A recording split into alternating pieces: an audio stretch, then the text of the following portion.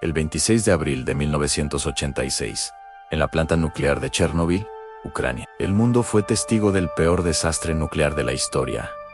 Pero, ¿qué sucedió realmente esa noche? ¿Cuáles fueron las decisiones que llevaron a una catástrofe de semejante magnitud? Hoy vamos a desentrañar, minuto a minuto, la crónica de una tragedia anunciada. Todo comenzó con una prueba de seguridad, aparentemente rutinaria, en el reactor número 4. El objetivo era simple en comprobar si en caso de un corte de energía, las turbinas del reactor podían seguir generando suficiente electricidad para alimentar las bombas de agua de refrigeración, hasta que los generadores diésel de emergencia se pusieran en marcha. Irónicamente, una prueba diseñada para mejorar la seguridad se convirtió en el detonante del desastre. La prueba estaba programada para el 25 de abril, pero un retraso inesperado en la red eléctrica regional obligó a los operadores a mantener el reactor funcionando a baja potencia durante horas,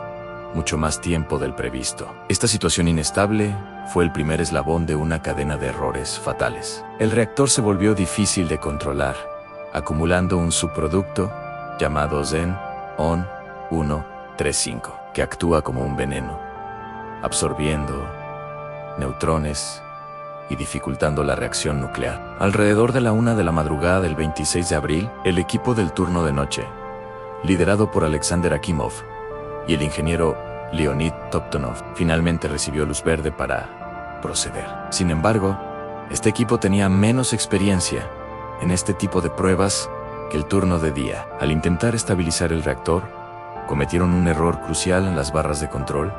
Se insertaron demasiado, provocando una caída drástica de la potencia, casi apagando el reactor por completo. En este punto, el protocolo dictaba que debían abortar la prueba y apagar el reactor, pero la presión por completar el experimento era inmensa. En una decisión desesperada, los operadores comenzaron a retirar la mayoría de las barras de control del núcleo, muchas más de las permitidas por las normas de seguridad.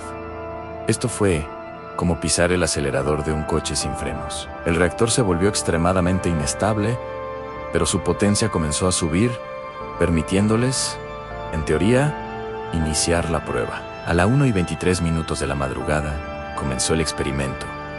Se cortó el flujo de vapor a las turbinas. A medida que las turbinas se ralentizaban, la potencia de las bombas de agua que enfriaban el núcleo disminuyó. Esto provocó un aumento de vapor en el núcleo, un efecto peligroso en este tipo de reactor, conocido como coeficiente de vacío positivo. En lugar de ralentizar la reacción, el aumento de vapor la aceleró violentamente.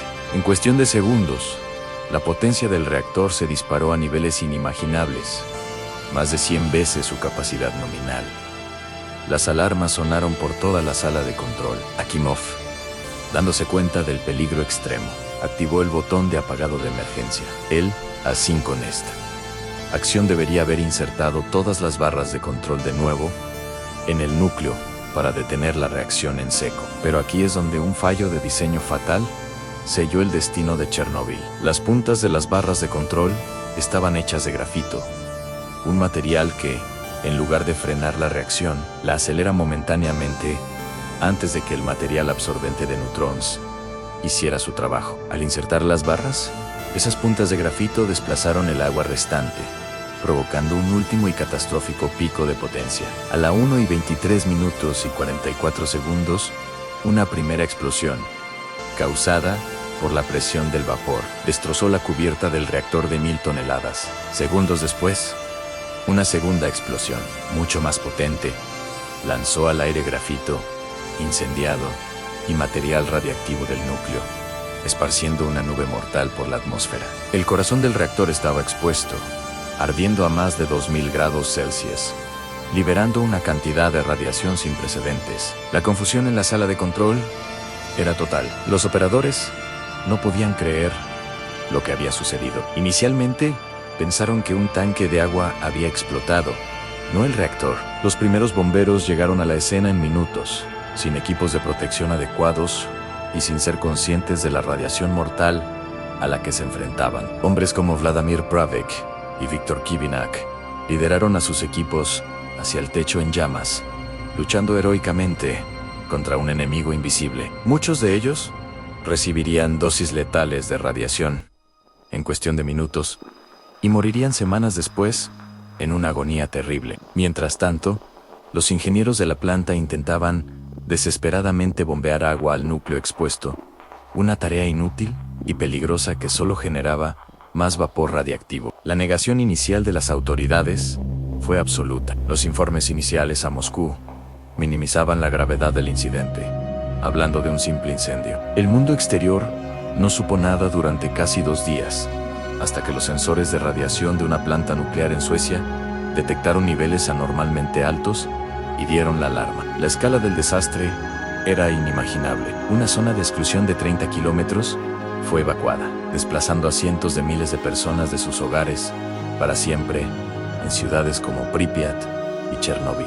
Valientes hombres, conocidos como los liquidadores, fueron enviados para contener el desastre. Pilotos de helicóptero arrojaron toneladas de arena, plomo y boro sobre el núcleo ardiente para sofocar el fuego y absorber la radiación. Mineros cavaron un túnel debajo del reactor para instalar un sistema de refrigeración y evitar que el núcleo fundido contaminara las aguas subterráneas. Estos héroes, a menudo sin la protección adecuada, sacrificaron su salud, en muchos casos, sus vidas. Las consecuencias, a largo plazo, han sido devastadoras. El aumento de casos de cáncer, especialmente de tiroides en niños, y otras enfermedades relacionadas con la radiación, han afectado a la región durante décadas. El ecosistema alrededor de Chernóbil quedó gravemente contaminado. Tras apagar el incendio, la siguiente gran tarea fue construir una estructura de contención sobre el reactor destruido. El primer sarcófago se construyó a toda prisa en 206 días. Era una solución temporal, pero vital. Décadas después, en 2016, se completó una estructura mucho más grande y segura. El nuevo confinamiento seguro, diseñado para aislar los restos del reactor durante al menos 100 años. Chernóbil no fue solo un fallo tecnológico, fue un fallo humano y sistémico, una combinación letal de un diseño de reactor inherentemente inseguro, una cultura de secretismo y la presión por cumplir objetivos por encima de la seguridad. La tragedia nos dejó lecciones cruciales sobre la importancia de la transparencia, la cultura de seguridad en la industria nuclear y las terribles consecuencias de ignorar las advertencias. Hoy, la zona de exclusión de Chernóbil es un lugar inquietante. La naturaleza ha reclamado las ciudades abandonadas y la vida silvestre deambula por calles vacías. Es un monumento silencioso al poder destructivo de la energía atómica cuando se maneja de forma irresponsable, pero también es un testimonio del increíble coraje y sacrificio de aquellos que lucharon para contener un infierno en la Tierra. Su historia nunca debe ser olvidada. Gracias por acompañarnos en este viaje al corazón de la tragedia de Chernóbil. Si quieres seguir explorando grandes historias como esta, no olvides suscribirte y activar las notificaciones. Nos vemos en el próximo video.